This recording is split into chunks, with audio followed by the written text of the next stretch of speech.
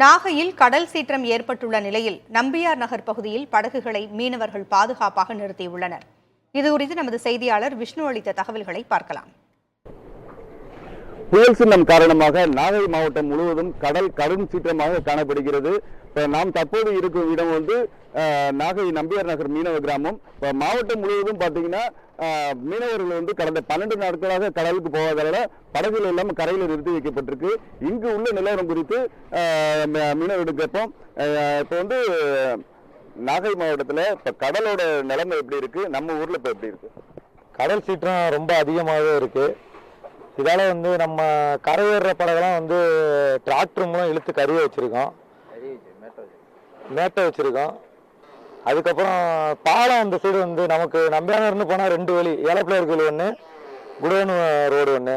இதில் godown road வழியாக பாலம்லாம் பழுதடைஞ்சிருக்கு. ரோடும் தாழ்வான இதுக்கு போனதுனால கடல் தண்ணி அதிகமாகிறதுனால அந்த ரோடு உடஞ்சின்னா ஊரில் தண்ணி போடுறது மட்டும் இல்லாத நாகப்பட்டினமே முழுவதுக்கு ஒரு அபாயம் இருக்குது.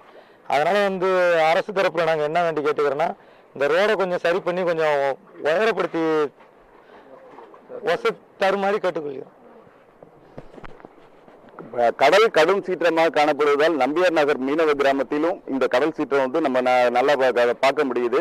இதே போல இங்க பாத்தீங்கன்னா இந்த ஹார்பர்ல சொல்லக்கூடிய இந்த துறைமுக பகுதியில தான் இந்த விசை படகுலாம் நிப்பாட்டி வச்சிருக்காங்க. இதே மாதிரி ஃபைபர் படகுலையும் அந்த முக்கிய சாலையா அவங்க வெளியேறக்கூடிய அந்த சாலையிலும் நிப்பாட்டி வச்சிருக்காங்க.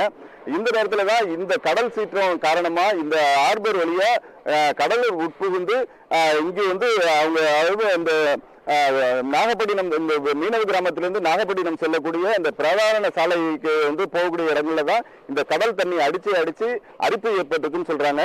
இந்த சாலையில் இந்த கடல் அரிப்பு மட்டும் இல்லாமல் அங்கு உள்ள ஒரு பாலம் இருக்கு, அந்த பாலமும் சேதம் அடைஞ்சிருக்கிறாங்க. இந்த கடல் அரிப்பினால் இந்த சாலை துண்டித்தால் ஊருக்குள் கடல் நீர் புகும் அபாயம் ஏற்படும் சொல்லியிருக்காங்க. இந்த ஊருக்குள்ள கடல் நீர் உட்புகுந்தால் இது நாகைக்கும் வரும். இங்க அருகாமையில மருத்துவமனை இருக்கு, அது மாதிரி பேருந்து நிலையம், முக்கிய அலுவலகங்கள்லாம் இருக்கு. இதற்கு நிரந்தர தீர்வாக இந்த சாலையை உயர்த்தி தரமான சாலையாக அமைத்து தந்தால் இது போல புயல் கனமழை காலங்களில் கடல் சீற்றம் காலங்களில் பாதிப்பு ஏற்படாமல் பாதுகாப்பாக இருக்க முடியும்னு தெரிவிச்சிருக்காங்க.